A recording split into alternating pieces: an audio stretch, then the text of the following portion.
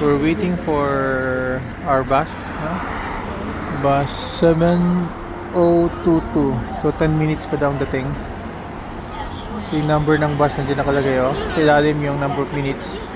So it's still 10 minutes. We're in a bus stop here in Incheon. Very efficient yung transportation nila. In front, no? There's an entertainment. Oh, sovereignty of the Republic of Korea shall be said the people. Galing, no?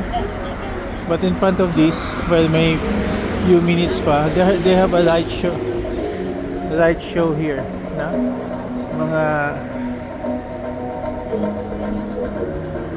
Mga passengers waiting. They can go inside to check for the mga lighting effects. Tingnan natin sa loob. Balik lang tayo doon. 9 minutes na daw remaining. Ano, inside oh.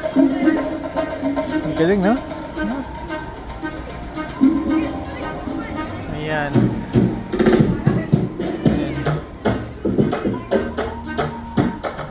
Yung music nito copyrighted material kaya.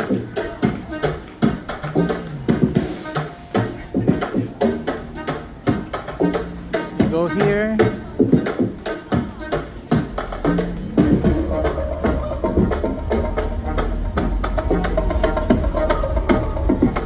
Ayan, tingnan mo yung mga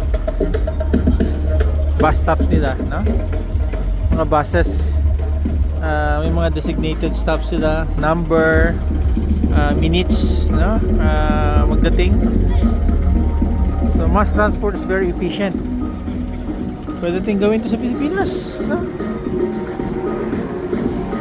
Then wala sa harap, andun yung advertisement, oh. So yung number namin is 7022. Siguro mga 7 minutes na lang remaining. So here is below 0 degrees na. Super lamig. Tapos doon sa unahan yung K-Food Festival, we had supposedly snacks lang, naging dinner na rin.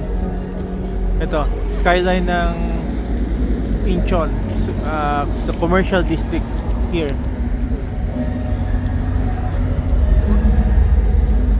Okay, main highway nila. Yan lang,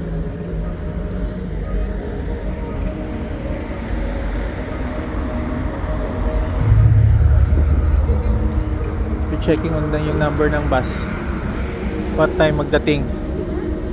Ayan, siguro next 5 minutes. Ayan, diretso na kagad yung mga bus dun sa designated stop niya doon. Okay, bus 700. Okay, yun o, yun yung bus doon. Pasok ka sa harap. Pagpasok mo sa harap, you tap your card lang, yung payment. Efficient. Tapos exit sa center. Exit sa center. Galing, no? Very organized. Cashless. Okay.